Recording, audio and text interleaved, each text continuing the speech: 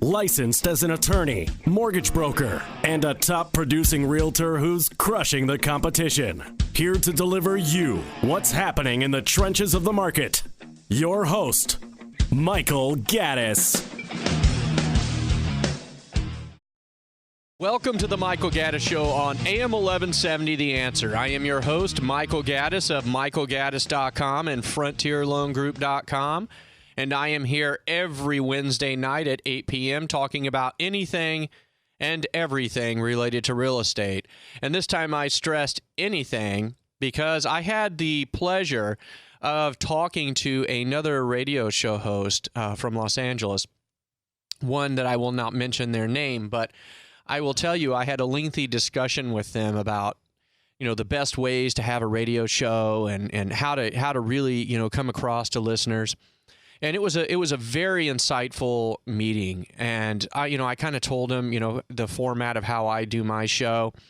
I've told him I've been doing it for since I think July, so July, August, September, October, November, December. So about 6 months now I've been doing this show.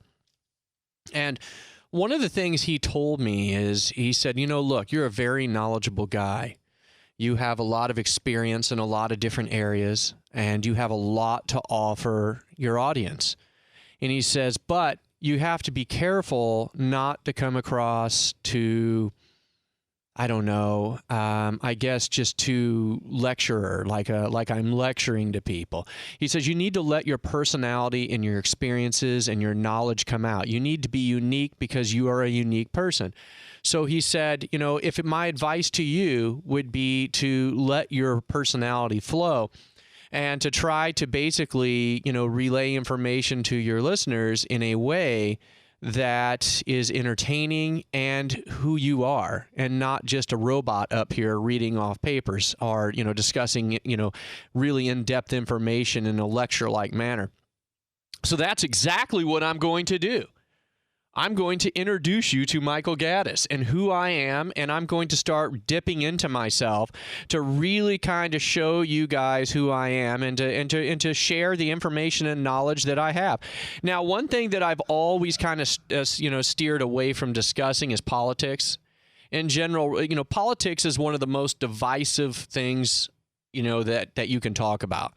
In fact, I was talking to my 13-year-old nephew recently. Actually, I think he's 14 now. He soon will be 14. My 14-year-old nephew, and I told him, look, there's two things you have to stay away from talking about in general. One is politics, and the other is religion. You stay away from those two topics, and you will be able to have decent conversations with anybody. And he says, well, I like to express my opinion. And I said, well, you can express your opinion. I said, but just be prepared that somebody else is going to have an equally passionate opinion.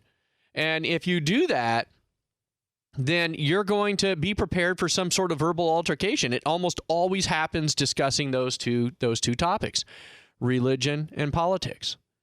Now, with that being said, I'm going to give you my opinion on politics really quickly here, and even though I said it's a divisive topic that I shouldn't talk about, but I really, really think it's interesting.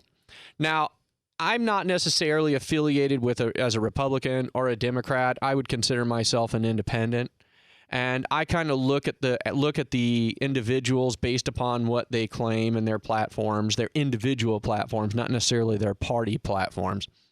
But one thing I will tell you is that, in my opinion, we're dealing with basically opposite sides of the same coin.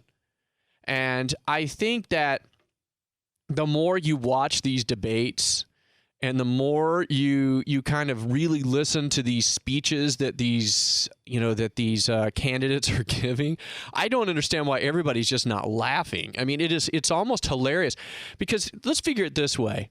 What kind of people spend millions and millions and billions of dollars trying to win a political office that pays them about $400,000 a year? Now, that tells you something right there. Not only that, but the people who are candidates subject themselves to immense amounts of scrutiny.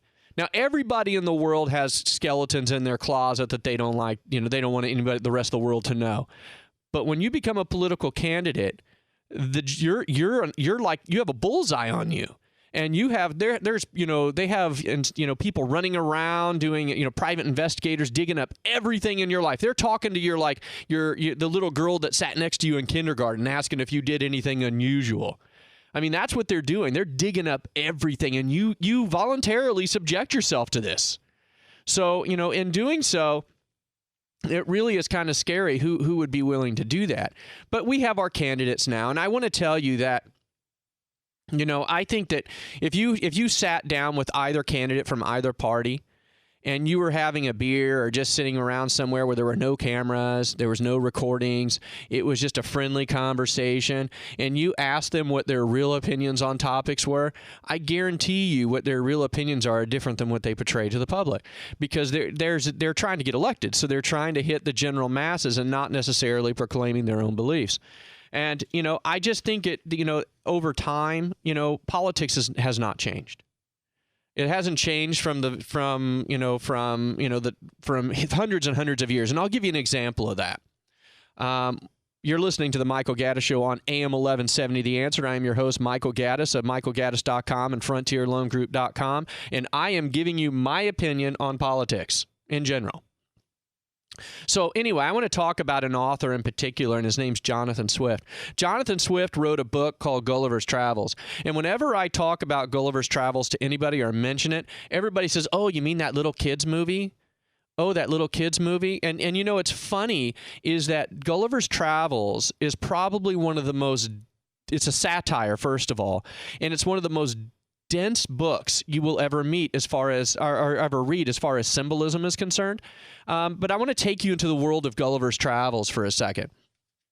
In the Gulliver's Travels, you have a man who gets shipwrecked on an island. And when he wakes up, he realizes that he's stranded on an island with very tiny people. And these tiny people are, he thinks that they're the most beautiful people that he's ever seen. And so he starts living with these little people. And as he does, he starts discovering things about them. And one of the things he discovers is that their political system is basically divided up between two parties, just like ours. Now, one of them is called the low heels, and the other is called the high heels. Basically, the people who think alike either wear high heels or low heels. And what Jonathan Swift is really talking about is the difference between, in his time, the Tories and the Whigs, the two political parties of the time. But we'll not talk about that. We're just going to talk about the two political parties of the time. And the leader, the emperor, is a low heel, and he will only put low heel people into positions of power, no matter how qualified a high heel might be. In other words, the guy can be a complete imbecile. But the emperor, because he's only going to align himself with low heels, will only put low heels in political offices. So it just kind of shows you that political affiliation trumps ability, no matter what, even in the time of Jonathan Swift. And Gulliver's Travels was published in 1726. Now, it's a very shallow environment that they have there, and one of the other things that I thought was the most entertaining about is that the Lilliputians, the little people, are at war with another little people, and the reason they're at war is because of an egg. The Lilliputians believe that you should crack an egg on the big side, and their adversaries, the other little people, believe you should crack it on the small side. And they're literally having a war over how you crack an egg. And Gulliver, of course, when he's there, proposes, well, hey, why don't you just crack the egg in the middle? And they both, just consider this the most nonsensical answer at all. You can't crack an egg in the middle. You either have to crack it in the big side or the little side. And they're literally at war over this. And these are just examples of kind of the political satire in Gulliver's Travels, which is now, as I mentioned, just considered a children's novel, but it's just packed full of satire and symbolism and all types of things. And I just wanted to bring that up because if you read Gulliver's Travels and then you look at our political system today, it's the same thing. We have Democrats and Republicans. They had low heels and high heels. We fight over nonsensical things. And, until we reform our political system, this is what we're going to have. And it looks like it's been going on for hundreds of years, so it probably will. Now, here's my little thing on what we should do to start reforming our politics. One, we should do term limits on every single major office. President, you should give him 1 6-year term. There should not be 2 4-year terms, because then the president spends the latter half of the first term worried about getting reelected. And we need to take that completely off the table. Once you're elected, you get 1 6-year term. Senators, 2 6-year terms. That's it. After 2 6-year terms, you either move to another political office or you're done in the Senate. And House of Representatives, you should give them 6 2-year terms. So if you limit these to these, then we kind of prevent having career politicians, because what happens when you have politicians is that they become detached from society and they forget about, what it's like to be almost a normal person, so to speak, and they only worry about the life of politics and being elected and reelected and reelected again. And that, I think, is one of the downfalls of our political system is that we are subject to career politicians. And, I could go back in time and tell you, in an undergraduate school, I majored in history with a emphasis in classical history. So I could give you all kinds of references throughout time about, different political theories on, how government should be run and, how people looked at leaders and politicians. But we don't have time for that today. And many of you are probably saying, thank God.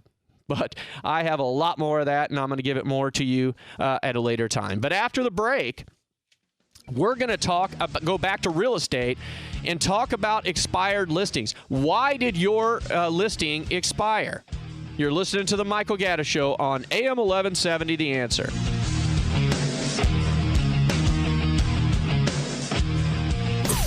AM 1170, The Answer.